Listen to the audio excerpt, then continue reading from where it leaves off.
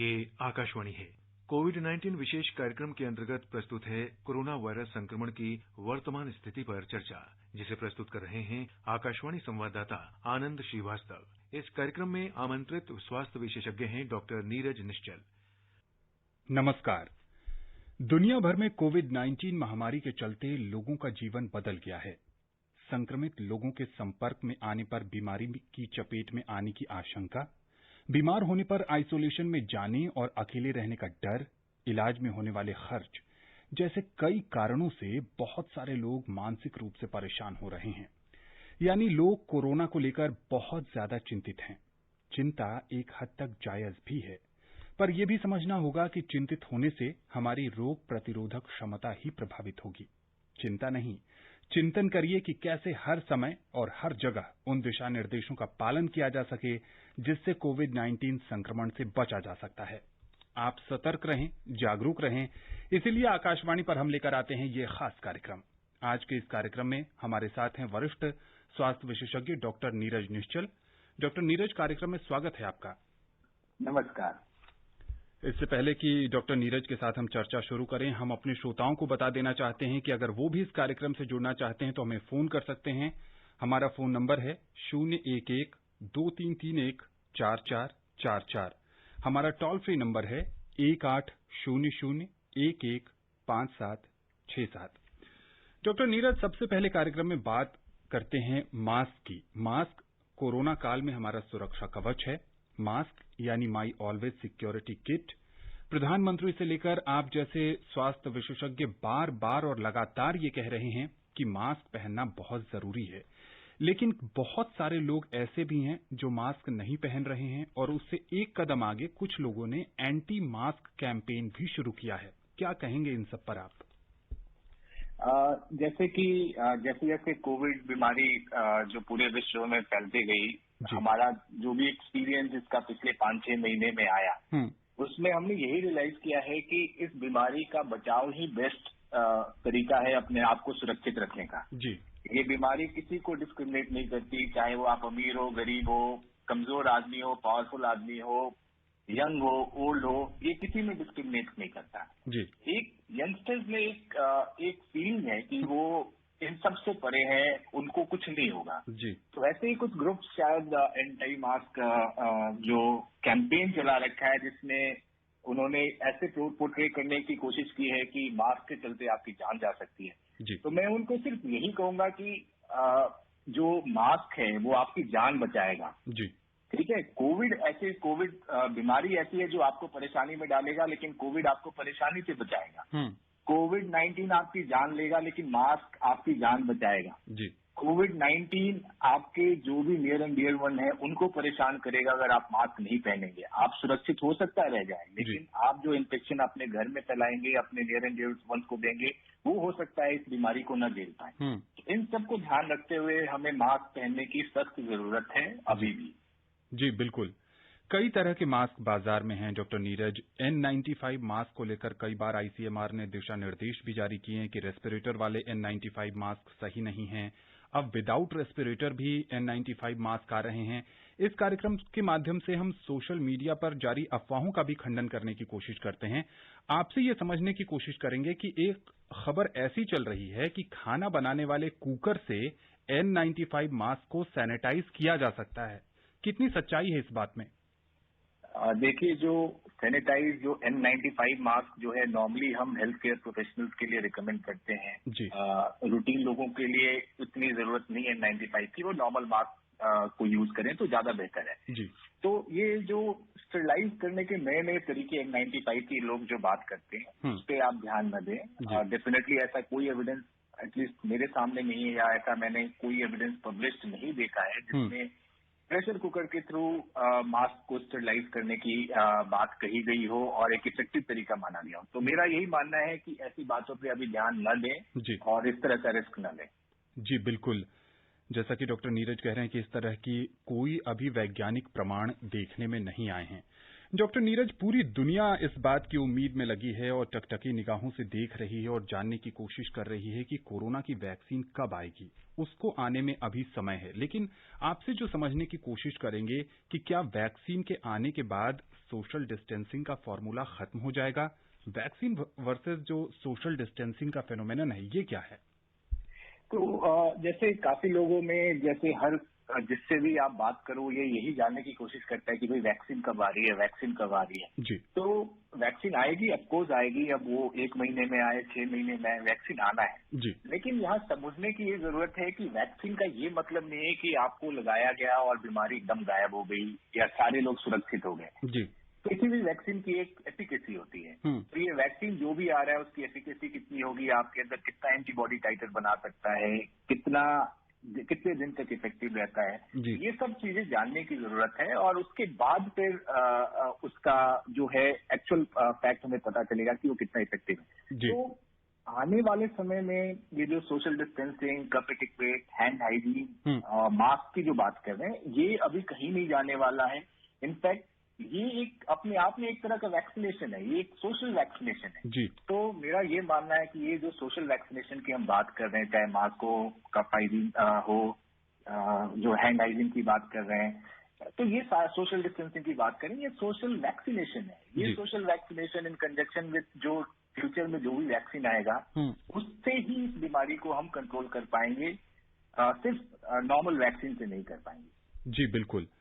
Doctor Neeraj, जब भी हम सोशल डिस्टेंसिंग की बात करते हैं तो बहुत सारे लोग इसको सोशल डिस्कनेक्ट के रूप में भी देखते हैं। बगल के अगर घर में किसी पड़ोसी को कोरोना वायरस का संक्रमण हो गया है तो हमें ऐसा लगता है कि अब हम घर छोड़कर कैसे चले जाएं, कहीं हमें तो वायरस का संक्रमण नहीं हो जाएगा, हम बालकनी में भी नहीं निकलना चाहते। एक अजीब सा भय हो गया। ऐसा लगता है कि इमोशनल डिस्टेंसिंग के फॉर्मूले को हम अपने जीवन में अपनाने लगे हैं। क्या कहेंगे इस पर? तो एक्चुअली जब हमने सोशल डिस्टेंसिंग की बात की थी तो हमारा मेन पर्पज था फिजिकल डिस्टेंसिंग, लेकिन इसको लोगों ने सोशल बॉयकॉट के फॉर्म में लेना शुरू कर दिया और एक स्टिग्मा अटैच कर दिया इस बीमारी के साथ। जी। आज भी के समय में जब बीमारी 5 महीने पुरानी हो चुकी है हमारे देश में, फिर भी अगर किसी पड़ोस के किसी इंसान को अगर कोविड हो जाता है तो हम बिल्कुल घबरा जाते हैं, हम काफी इरेशनली बिहेव करते हैं। तो मैं सिर्फ ये बताना चाहूंगा कि अगर पड़ोस के घर में कोई बीमार है तो ये वायरस अपने आप से कोई पंख नहीं है कि उड़ के आपके घर में घुस जाएगा, इसके पैर नहीं है जो चल के आपके घर में आएगा। जी। आप फिजिकल डिस्टेंस बनाइए, लेकिन एक सिविलाइज सोसाइटी में रहने का एक इम्पॉर्टेंट रीजन जो हम ह्यूमंस को सिविलाइज सोसाइटी मानते हैं कि हम एक दूसरे का ख्याल रख सकते हैं। जी। तो फिजिकली आप उनके घर न जाइए, उसके लिए मैं बिल्कुल नहीं कहता, लेकिन आप उन्हें फोन करके, उन्हें वीडियो कॉल करके उनका हालचाल जान सकते हैं। उनको किसी दवाई की जरूरत है, किसी और एसेंशियल चीज की जरूरत है, वो बिल्कुल पूछ सकते हैं और वो लाकर उनके घर के बाहर रख सकते हैं, जहां से वो पिक कर सकते हैं। जी। तो मेरा ये मानना है कि ये सोशल डिस्टेंसिंग को इमोशनल डिस्टेंसिंग से इक्वेट नहीं कीजिए। सोशल डिस्टेंसिंग का मतलब फिजिकल डिस्टेंसिंग होता है। एज ए ह्यूमन बीइंग हमारी रिस्पॉन्सिबिलिटी है कि अगर आसपास में कोई परेशान है, कैसे खुद को सुरक्षित रखकर उनकी मदद करें, ये हमारा एम होना चाहिए। जी बिल्कुल, संकट के समय दूसरों की मदद हमेशा करनी चाहिए। इस बीच महाराष्ट्र से अरुण जी जुड़ चुके हैं कार्यक्रम में। अरुण जी, बहुत बहुत स्वागत है आपका। हाँ जी सर जी, मैं पूछना चाहता हूँ जी, ये कोरोना वायरस के वैक्सीन की बायोटेक्नोलॉजी क्या है? ये लैब में तैयार होती है या बाहर फील्ड में तैयार होती है? कोरोना वायरस वैक्सीन की बायोटेक्नोलॉजी के बारे में जानना चाहते हैं अरुण जी। तो कोई भी वैक्सीन जो भी हम बनाते हैं वो नॉर्मली जो इनिशियल स्टेजेस होते हैं वो लैब में होता है। वैक्सीन बनाने के अलग अलग टेक्निक होते हैं, कुछ आर्टिफिशियल कंपाउंड यूज करते हैं, कुछ वायरस के पार्टिकल यूज कर सकते हैं। जिस भी इन्फेक्शियस बीमारी के बारे में हम बात करें उसके पार्टिकल को यूज करते हैं, उसको नॉन इन्फेक्शियस बनाकर फिर हम देखने की कोशिश करते हैं कि ये बॉडी में किस तरह की इम्यूनिटी देती है। तो जो इनिशियल जो पार्ट होते हैं, जब सेफ्टी और उसकी एफिकेसी जो इनिशियल स्टेज में होता है वो लैब में होता है।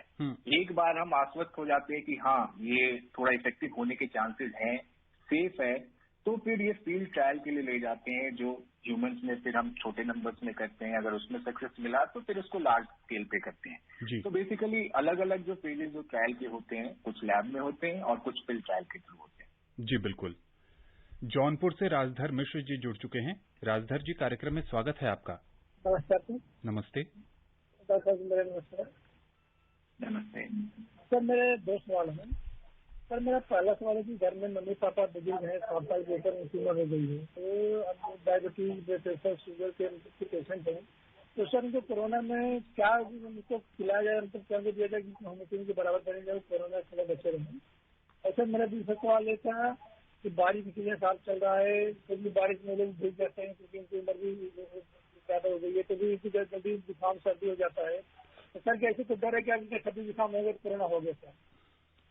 डॉक्टर नीरज जी, इनका पहला सवाल ये है कि घर में इनके कुछ बुजुर्ग सदस्य हैं जो मधुमेह से परेशान हैं, उनको ऐसी क्या चीज खिला दी जाए या क्या सावधानी बरती जाए कि वो कोरोना से बचे रहें? तो जो हम हमेशा कहते हैं, कोई ऐसा मैजिक न्यूट्रिशनल डाइट का प्लान नहीं है जिसको हम प्रिस्क्राइब करें और आप कोरोना से बच जाएं। हमारा सिर्फ यही कहना है कि आप एक हेल्दी बैलेंस डाइट खाएं, सही मात्रा में कार्बोहाइड्रेट, प्रोटीन और फैट होना चाहिए, विटामिन होने चाहिए, एसेंशियल विटामिन है, फ्रेश फ्रूट्स खाएं, हरी सब्जियां खाएं, पानी का एडिक्वेट अमाउंट आप डेफिनेटली लें। जैसे आपके फादर डायबिटिक हैं, तो सबसे जरूरी है कि उनको एक प्रॉपर डाइटिशियन से बात करके जो डायबिटिक डाइट होता है वो फॉलो करें, ताकि उनका शुगर कंट्रोल में रहे। अगर शुगर कंट्रोल में रहेगा तो बॉडी की इम्यूनिटी ठीक रहेगी और इन्फेक्शन पकड़ने के चांसेस कम होंगे, या फिर बाई चांस अगर इन्फेक्ट होते भी हैं तो रिकवरी की पॉसिबिलिटी अच्छी रहती है। लेकिन इसके लिए सबसे जरूरी ये है कि आप ध्यान रखें कि आप अपने साथ ही इन्फेक्शन लाकर अपने बुजुर्ग माँ बाप को ये न दें जो ऑलरेडी इनको कोमॉर्बिडिटी है। तो डाइट तो जरूरी है, साथ में जिस अभी तक हमने जो भी सोशल डिस्टेंसिंग वगैरह की बात की है, मास्क की बात की है, बाकी कफ एटिक्वेट और हैंड हाइजीन की बात की है, इसका पालन उतना ही जरूरी है। जी बिल्कुल। इनका दूसरा सवाल ये था कि बारिश के मौसम में भीगने से बहुत तरह के जो सामान्य फ्लू के लक्षण हैं वो दिखने लगते हैं, तो कोरोना और उसको कैसे अलग किया जाए? देखिए, अभी जिसे भी अगर सर्दी, खांसी, जुकाम, बुखार ऐसा होता है तो उसके दिमाग में ये आता है कि ये कोरोना तो नहीं है जी। टू बी वेरी फ्रैंक, ऐसे डिफरेंशिएट करना बहुत ही मुश्किल काम है। लेकिन कुछ रिस्क फैक्टर्स आप हमेशा देखिए, क्या आप किसी ऐसे बीमार इंसान के कांटेक्ट में आए हैं, क्या ऐसे भीड़ भाड़ के इलाके में गए हैं जहाँ पे ऐसे मरीज हो सकते हैं, और प्लस और क्या, जैसे अगर आप बारिश में गीले होकर आ रहे हैं और उसके बाद आपको ये सर्दी जुकाम हो रहा है तो काफी चांसेस है कि ये जो आपको सीजनल फ्लू की तरह आप बीमार हो गए हो। लेकिन आज के समय में अगर कुछ भी डाउट होता है तो डेफिनेटली टेस्ट कराने में हिचकिचाना नहीं चाहिए। अपॉइंटमेंट लेकर डॉक्टर से मिलकर आप टेस्ट करवाइए।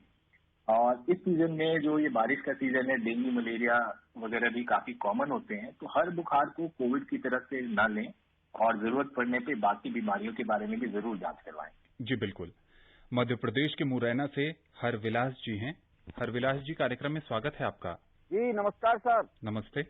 मैं ग्राम तरसमा, जिला मुरैना, मध्य प्रदेश से हरविलास सिंह तोमर बोल रहा हूँ सर। जी। मैं ये जानना चाहता हूँ कि क्या कोरोना पेशेंट अपना उपचार निजी अस्पताल में या निजी डॉक्टर से करा सकता है? क्या कोरोना मरीज अपना इलाज जो है वो निजी अस्पताल या प्राइवेट डॉक्टर्स से करवा सकते हैं?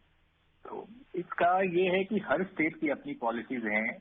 हर स्टेट ने अपने अकॉर्डिंग जो गवर्नमेंट सेटअप प्लस कुछ प्राइवेट सेटअप को परमिशन दे रखा है कि इलाज जहां मरीज चाहता है वहां करा सकता है।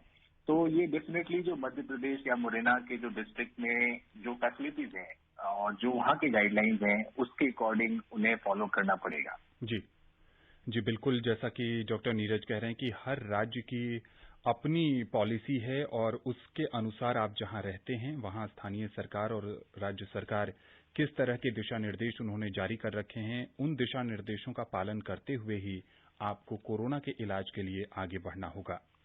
राष्ट्रीय राजधानी क्षेत्र गुरुग्राम से अशोक जी जुड़ चुके हैं। अशोक जी, कार्यक्रम में स्वागत है आपका। नमस्कार सर। नमस्ते। नमस्ते डॉक्टर साहब को नमस्कार सर। नमस्ते। नमस्ते सर, मेरा सवाल ये है कि सर पहला सवाल है कि वैक्सीन जो है, अगर मान लीजिए कि 2 दिन में ही, अगर 2 दिन 4 दिन 10 दिन में अगर ओके हो जाती है या फिर हो जाती है सर, तो इसको आम आदमी तक पहुंचने में कितना टाइम लगेगा? और दूसरा सवाल यह है कि सर मेरे गले में एक जो गांठ वाली जो टीबी हो जाती है तो वो है मेरे को, मैं दवाई ले रहा हूँ, लेकिन मुझे इस कोरोना से इससे कितना खतरा है सर मेरे को? सबसे पहला सवाल इनका यह है कि वैक्सीन अगर कुछ दिनों में उसका ट्रायल पूरा हो जाता है तो आम आदमी के लिए वो कब तक उपलब्ध हो पाएगी? जैसे ये एक पैंडेमिक का स्टेट है एंड जो सरकार है वो पूरी तरह से इसी तैयारी में है कि जैसे वैक्सीन आएगी, अगर एक सेफ्टी एफिकेसी एक बार स्टेब्लिश हो जाता है तो उनका यही कोशिश है कि जितनी जल्दी हो सके ये हर किसी के पास ये वैक्सीन जो भी इसकी रिक्वायरमेंट है सभी जरूरतमंद लोगों को दे दी जाए। बट डेफिनेटली 1.3 बिलियन पॉपुलेशन है हमारे देश का, तो सबके पास एक साथ पहुंचना बहुत मुश्किल दिख रहा है। तो डेफिनेटली उसमें हमें ट्रायल करना पड़ता है। जो ज्यादा वल्नरेबल ग्रुप्स हैं हो सकता है उन्हें पहले दी जाए एज कम्पेयर टू रिलेटिवली जो हेल्दी और यंग लोग हैं उनके मुकाबले। तो ये डेफिनेटली सरकार अपने लेवल पे स्ट्रेटेजी बना रही होगी एंड आई एम श्योर कि उनकी कोशिश यही होगी कि जैसे ही वैक्सीन आए ये सभी लोग को आसानी से उपलब्ध हो पाए। जी, इनका दूसरा सवाल ये था कि इनके गले में गांठ वाली टीबी है, उससे इस कोरोना संक्रमण के दौर में इन्हें कितना खतरा है? तो जैसे टीबी जैसे है, अगर किसी को टीबी होता है उसका एक मतलब ये भी होता है कि किसी भी कारण से आपकी बॉडी की इम्यूनिटी कम है जी। तो डेफिनेटली आपकी रिस्क जो है बाकी लोगों से रिलेटिवली ज्यादा हो सकती है। लेकिन ऐसा कोई हमारे पास अभी क्लियर कट एविडेंस नहीं है कि टीबी के पेशेंट जो है उनको 100% कोरोना बाकियों के मुकाबले ज्यादा फास्ट पकड़ने के चांसेस होंगे। बट डेफिनेटली मैं यही कहूंगा कि आपको अपनी सावधानी बरतनी चाहिए क्योंकि टीबी अपने आप में एक लो इम्यूनिटी का इंडिकेटर है। बिल्कुल। राजस्थान के चूरू से ओम प्रकाश जी जुड़ चुके हैं। ओम प्रकाश जी, कार्यक्रम में स्वागत है आपका। हाँ जी, नमस्कार डॉक्टर साहब को, आपको भी नमस्ते। नमस्ते। मैं ये पूछना चाहता हूँ कि जैसे सीनियर सिटीजन को एकदम अपना इम्यूनिटी बढ़ाने के लिए, जैसे मानसिक स्थिति को दृढ़ करने के लिए क्या उपाय करना चाहिए? जैसे ये सुनते हैं ना समाचार वगैरह जी, और दूसरा ये चेकअप कराने के लिए हॉस्पिटल वगैरह में जाना चाहिए नहीं जाना चाहिए? वरिष्ठ नागरिकों को अपने को स्वस्थ बनाए रखने के लिए शारीरिक और मानसिक रूप से क्या सलाह देंगे आप? तो इसमें एक बहुत जरूरी है कि जो भी नेगेटिव न्यूज है उससे अपने आप को बचा कर रखिए। सोशल मीडिया और बाकी जो मीडिया माध्यम से हमें अजीब और डरावने न्यूज आते रहते हैं, सभी पे ध्यान देने की जरूरत नहीं है। अपने जो रिलेटिव्स हैं, अपने फ्रेंड्स हैं, उनसे अगर फिजिकली भी नहीं मिल पा रहे हैं तो डेफिनेटली आप फोन के माध्यम से, आज के समय में कनेक्टिविटी की कोई प्रॉब्लम नहीं है, तो आप फोन के माध्यम से उनसे टच में रहिए, उनसे बातें कीजिए, अपनी कोई हॉबी रखिए। आप घर के अंदर या सोशल डिस्टेंसिंग के साथ अगर आप पार्क में जाके अगर एक्सरसाइज कर सकते हैं वो कीजिए। जो आपके जो खान पान का जो ये है वो हेल्दी एक बैलेंस डाइट लेने की जरूरत है। जहां तक आप हॉस्पिटल में अपने रेगुलर चेकअप जाने की बात कर रहे हैं तो मेरा यही कहना है कि आप हॉस्पिटल में जब तक कोई ऐसी फॉलोअप की जरूरत ना हो, ऐसे क्रोनिक बीमारी चल रही हो जिसके लिए फॉलोअप के लिए आपका जाना जरूरी है, रूटीन टेस्ट के लिए जाने के लिए मैं अभी सलाह नहीं दूंगा। और अगर जाना भी चाहते हैं तो डेफिनेटली अपने डॉक्टर से प्रॉपर अपॉइंटमेंट लेकर जाइए। जो भी हम ये सोशल डिस्टेंसिंग, मास्क और बाकी हाइजीन के बारे में बात करते हैं वो सब फॉलो कीजिए और अपने आप को सुरक्षित रखिए। जी बिल्कुल। उत्तर प्रदेश के बिजनौर से आसिफ जी जुड़ चुके हैं। आसिफ जी, कार्यक्रम में स्वागत है आपका। और डॉक्टर साहब को मेरा नमस्कार। जी नमस्ते, पूछिए क्या जानना चाहते हैं आप? मैं सर ये पूछना चाह रहा हूँ कि 74% हम ठीक हो रहे हैं जी, तो क्या 100% पे हमारा खतरा कुछ कम होएगा कोरोना से या नहीं? इनका सवाल है कि जो देश में स्वस्थ होने की दर है कोरोना से वो 74% से अधिक हो गई है, इसके क्या मायने हैं? हेलो, हाँ जी डॉक्टर नीरज बताएं। तो इसका ये मतलब है कि जो भी बीमार, अगर 100 लोग बीमार हो रहे हैं उसमें से 100 लोग अगर अभी बीमार हैं तो उसमें से 74 लोग स्वस्थ होकर घर जा चुके हैं। 26% लोग वो हैं जो या अभी तक हॉस्पिटल में है या अनफॉर्चुनेटली उनकी डेथ हो चुकी है। तो इसका ये मतलब है, और एक्चुअल में जो फाइनल जो हम ये रिकवरी रेट एक बार कैलकुलेट करेंगे तो वो बेसिकली कितने नंबर ऑफ लोग अभी तक इन्फेक्ट हुए और कितने रिकवर हो गए जब ये बीमारी खत्म हो जाएगी जी। तो जो ये एक डायनेमिक ये है 74% का मतलब कि अभी 26% लोग अभी या उनका इलाज चल रहा है या मोर्टेलिटी हो चुकी है। जी जी बिल्कुल। और दिन प्रतिदिन देश में कोरोना से स्वस्थ होने की दर लगातार बढ़ रही है। जांच का दायरा भी बहुत ज्यादा बढ़ गया है। पहले जनवरी में एक प्रयोगशाला थी लेकिन अब 1400 के आसपास प्रयोगशालाएं हैं। लोगों का आसानी से कोविड परीक्षण हो रहा है और जो भारत का लक्ष्य है 1 दिन में 10 लाख कोरोना जांच करने का, उसके भी हम बहुत करीब पहुंच गए हैं। 9 लाख से ज्यादा परीक्षण होने लगे हैं और पूरे भारत में अब तक कोरोना काल की शुरुआत से लगभग 3.25 करोड़ कोरोना टेस्टिंग हो चुकी है। डॉक्टर नीरज, अगला सवाल ये है पोस्ट कोविड क्लिनिक से जुड़ा हुआ। कुछ लोगों में इस बात का डर है कि कहीं कुछ अंगों की कार्य क्षमता हमेशा के लिए प्रभावित तो नहीं हो जाएगी जो लोग कोरोना संक्रमित हुए हैं। देखिए, इसमें जैसे मैंने बताया कि अभी भी ये नई बीमारी है, इसके बारे में हर दिन नई इन्फॉर्मेशन हम सीख रहे हैं, नए एविडेंस आ रहे हैं जी। तो डेफिनेटली इसमें देखा गया है कि कुछ लोगों में जो सिंस ये लंग का इन्फेक्शन, प्राइमरी लंग का इन्फेक्शन है, तो उनके लंग कैपेसिटी के बारे में थोड़ा सा हमें डाउट हो रहा है कि वो पूरी तरह से रिकवर हो रहे हैं या नहीं हो रहे हैं। लेकिन पूरी तरह से हम आश्वस्त तभी हो सकते हैं जब एटलीस्ट 6 महीने 1 साल का फॉलोअप हो जाए, उसके बाद उनके लंग की कैपेसिटी कैसी है, कितना रिकवर किया है, तो ही हम इस पे कमेंट कर सकते हैं।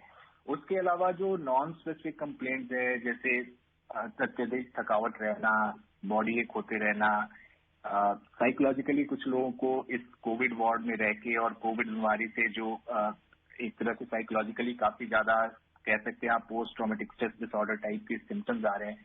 तो ये सारी चीजें हैं, विद टाइम ही हमें पता चल पाएगा कि ये कितना रिलेवेंट है और इसके हम कैसे प्रिवेंट कर सकते हैं या जिनको हो गया उसको कैसे मैनेज कर सकते हैं। ये समय के साथ ही हम सीखेंगे और होपफुली इसके लिए अलग अलग जगहों पे क्लिनिक स्टार्ट हो रहे हैं और कुछ महीनों में हम डेफिनेटली इसके बारे में ज्यादा बेहतर स्थिति में होंगे समझने और समझाने की। जी बिल्कुल।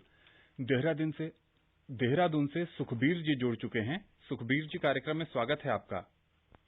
नमस्कार जी। जी नमस्ते। डॉक्टर साहब नमस्कार। नमस्ते। नमस्ते सर, मैं सुखबीर सिंह बोल रहा हूँ उत्तराखंड से, देहरादून से। जी पूछे, क्या जानना चाहते हैं? सर ये पूछना चाहते हैं कि सर दवाई वैक्सीन आएगी सर कोरोना की, कब तक आएंगी वैसे सर? वैक्सीन को लेकर तमाम सवाल हैं लोगों के जहन में, कब तक आएगी वैक्सीन?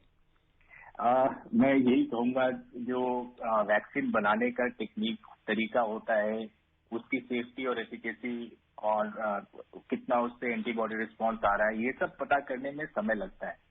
अभी जो कोई भी वैक्सीन बनने में कम से कम 3 से 4 साल का टाइम लगता है, लेकिन सिंस ये पूरे वर्ल्ड को एक साथ इतने मैसिव स्केल पे अफेक्ट किया है, इसलिए वर्ल्ड के जो बेस्ट ब्रेन आप कह सकते हैं, बेस्ट टेक्नोलॉजी के साथ लगे हुए हैं।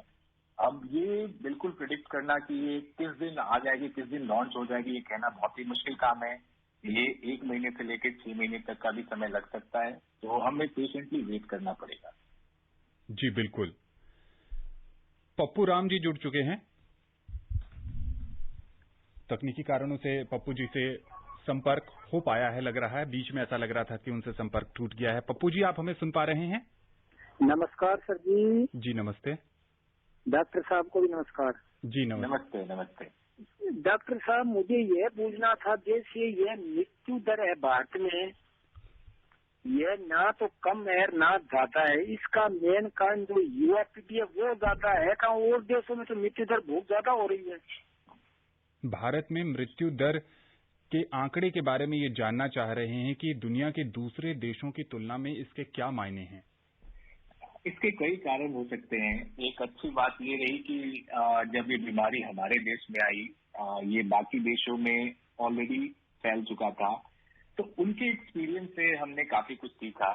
इंडिया में भी जब ये बीमारी आई तो ये जो पहले मेट्रो सिटीज थे जहाँ पे हेल्थ केयर फैसिलिटीज पहले से गियर्ड अप थी, तो उन सब एक्सपीरियंस को हम यूज करते हुए धीरे धीरे अपने एक प्रोटोकॉल बेसिस पे सबका ट्रीटमेंट करना हमने शुरू किया और जो गलतियां बाहर के देशों में हुई थी उसको हम न करते हुए अपने मरीजों को ज्यादा बेहतर सुविधा और ट्रीटमेंट दे पाए। और शायद यही सबसे इम्पोर्टेंट कारण रहा है कि हमारे देश की जो फर्टिलिटी रेट है वो बाकियों के मुकाबले कम है। एंड ये लोगों का मानना कि इम्यून सिस्टम के चलते है, हमारी इम्यूनिटी बाकियों से बहुत बेहतर है। ये एक थ्योरेटिकल पॉसिबिलिटी है, लेकिन मेरा मानना है कि हमने बाहर के देशों से की गलतियों से काफी कुछ सीख ली और हमने अपने इंफ्रास्ट्रक्चर और अपने मैनेजमेंट पार्ट को काफी हद तक एक स्टैंडर्डाइज तरीके में रखा और उसका फायदा ये हुआ कि हमारी फर्टिलिटी रेट बाकी लोगों से काफी कम है। जी, छत्तीसगढ़ के बिलासपुर से दिलीप जी हैं। दिलीप जी, कार्यक्रम में स्वागत है आपका। हाँ, नमस्ते सर। नमस्ते। हाँ, मेरा क्वेश्चन ये है कि बीच बीच में व्हाट्सएप में या मैसेज में या लोगों की जुबान से ऐसी खबर आ रही है कि जुलाई में कोरोना खत्म हो जाएगा, फिर अगस्त में या फिर सितंबर में, तो ऐसा कोई थ्योरी है क्या? ये जानने समझने की कोशिश कर रहे हैं कि सोशल मीडिया के अलग अलग प्लेटफॉर्म्स पे ये खबर आ रही है कि कभी अगस्त में कभी दिसंबर में कोरोना खत्म हो जाएगा। क्या ये किसी तथ्य के आधार पर चीजें कही जा रही हैं या कुछ और? देखिए, जो भी ये व्हाट्सएप इंडस्ट्री, यूनिवर्सिटी के जो भी मैसेज आते हैं, फेसबुक पे आप देखते हैं, इन सबको बिना वेरीफाई किए रिलाई नहीं करना चाहिए। अगर आपको कोई भी ऑथेंटिक इंफॉर्मेशन इस बीमारी के बारे में लेना है तो बेहतर है कि किसी वेरीफाइड वेबसाइट से ही ले, जैसे कि आईसीएमआर का वेबसाइट, एम्स दिल्ली के वेबसाइट से या ministry of health government of India के वेबसाइट से ही जानकारी लें। वहां की जानकारी ही आपको एक्चुअल फैक्ट्स बताएंगी। अदरवाइज इस तरह की अफवाहें, इस तरह की जो गलत इन्फॉर्मेशन, मिस इन्फॉर्मेशन जो कहते हैं, वो काफी ज्यादा रैम्पेंट है अनफॉर्चुनेटली, और लोगों के बीच में एक गलत होप देने की कोशिश करता है, मिसगाइड करने की कोशिश करता है। तो इन सब अफवाहों पे आप न जाएं और हमेशा किसी वेरीफाइड सोर्स से ही आप अपना इन्फॉर्मेशन लें। जी बिल्कुल। देहरादून से शांति सिंह जी हैं, कार्यक्रम में स्वागत है आपका। जी, आप हमें सुन पा रहे हैं? हाँ जी सर। जी, पूछिए। नमस्कार सर, मैं आपको बहुत बहुत धन्यवाद कर रहा हूँ सर, क्योंकि आप लोगों की वजह से सर बहुत फायदा हुआ है, सभी को फायदा हो रहा है। और मैं जब से ये बीमारी आई है ना, मतलब जब से ये जी, तब से मैं जैसे मार्केट जाता हूँ तो मेरे पूरे शरीर में खुजली खुजली हो जाती है और घर में कोई बाहर से सामान लाता हूँ। लेकिन उसके बाद मैं क्या कर रहा हूँ कि मैं तुरंत नहाता हूँ जी, और नहाता हूँ। जो ये बता रखा है कि मतलब ये पीना है, अदरक वगैरह का, हल्दी का दूध जी, यही मैं करते हुए आ रहा हूँ और अब तक सब कुछ मेरा सही चल रहा है। तो ये जो मैं पी रहा हूँ ये सब सही है सर? ये समझना चाह रहे हैं कि जब भी ये बाहर से आते हैं इनके शरीर में खुजली होने लगती है। आयुष मंत्रालय के जो भी दिशा निर्देश हैं वो ये अपने दिनचर्या में पालन कर रहे हैं। क्या ये सही है और इसके क्या कारण हो सकते हैं? डेफिनेटली जो आप सबसे अच्छा काम करते हैं वो घर से बाहर, जब भी घर से बाहर से आते हैं आप नहाते हैं, वो एक इम्पोर्टेंट चीज है कि बाहर की जो भी गंदगी है आप उसको डिस्पोज ऑफ कर देते हैं, जिससे आप सुरक्षित रहते हैं। प्लस जो भी आयुष मंत्रालय ने जो भी हल्दी दूध और बाकी इम्यूनिटी को इम्प्रूव करने का तरीका बताया है, ये भी कारगर हो सकता है। लेकिन सबसे इम्पोर्टेंट जो हम हमेशा बात करते हैं कि अपने आप को साफ रखें, स्वच्छ रखें, जी, वो आपका की है हेल्दी और अभी तक इस कोविड से दूर रहने का। जी डॉक्टर नीरज, कार्यक्रम में अब समय बहुत ज्यादा नहीं है, चलते चलते आप हमारे श्रोताओं को क्या संदेश देना चाहेंगे? मैं यही कहूंगा कि भले लॉकडाउन खुल गया है, लेकिन ये जो इनविजिबल जो एनिमी है, जो वायरस है, उसने अभी नहीं कहा है कि ये लॉकडाउन खुल गया है। तो हमें ध्यान रखने की जरूरत है। हम लापरवाही करेंगे तो डेफिनेटली हो सकता है हम खुद बच जाए, लेकिन ये बीमारी अपने घर के किसी नियर एंड डियर वंस को दे सकते हैं, अपने किसी पड़ोसी को दे सकते हैं, जिसकी जान खतरे में पड़ सकती है। जी। तो कोई भी ऐसा रैश डिसीजन, बिना मास्क के घूमना, बेवजह बाहर घूमना, भीड़ भाड़ करना, ऐसे करने से बचे। स्पेशली मैं अपने यंगस्टर से रिक्वेस्ट करूंगा, इस बीमारी से बिल्कुल पंगा नहीं ले, बिल्कुल इससे नहीं लड़ना है, इससे बिल्कुल छेड़खानी नहीं करनी है, क्योंकि ये नहीं देखता है कि आप यंग हैं, ओल्ड हैं। हमने यंग पेशेंट्स को लूज करते हुए देखा है, स्ट्रगल करते हुए देखा है। तो ये किसी में डिस्क्रिमिनेट नहीं करता है। तो अगर आपको लगता है कि आप इस बीमारी से सुरक्षित हैं, तो इस गलतफहमी में न रहें, अपने आप को सुरक्षित रखें, आसपास वाले को सुरक्षित रखें। डॉक्टर नीरज, आकाशवाणी के इस खास कार्यक्रम से जुड़ने के लिए और विशेषज्ञ राय साझा करने के लिए आपका बहुत बहुत शुक्रिया। Thank you, thank you. Doctor Neeraj ने भी यही बात कही और विश्व स्वास्थ्य संगठन ने भी कहा है कि कोरोना वायरस महामारी का जो प्रकोप है वो युवाओं में बहुत तेजी से फैल रहा है। भारत एक युवा देश है, ऐसे में हम सबको ये ध्यान रखना होगा कि हम दिशा निर्देशों का पालन करें, तभी हम कोरोना संक्रमण से बच सकते हैं। आप स्वस्थ रहें, खुशहाल रहें। नमस्कार। कोविड-19 विशेष कार्यक्रम के अंतर्गत अभी आप सुन रहे थे कोरोना वायरस संक्रमण की वर्तमान स्थिति पर चर्चा, जिसे प्रस्तुत कर रहे थे आकाशवाणी संवाददाता आनंद श्रीवास्तव। इस कार्यक्रम में आमंत्रित स्वास्थ्य विशेषज्ञ थे डॉक्टर नीरज निश्चल। ये कार्यक्रम आकाशवाणी के समाचार सेवा प्रभाग द्वारा प्रस्तुत किया गया। इसे आप हमारे mobile app news on AIR पर भी सुन सकते हैं। इस कार्यक्रम के संबंध में अपनी प्रतिक्रिया आप हमें ईमेल कर सकते हैं। पता है airnsdtalks@gmail.com। ये कार्यक्रम फिर से सुनने के लिए लॉग ऑन करें हमारी वेबसाइट newsonair.com।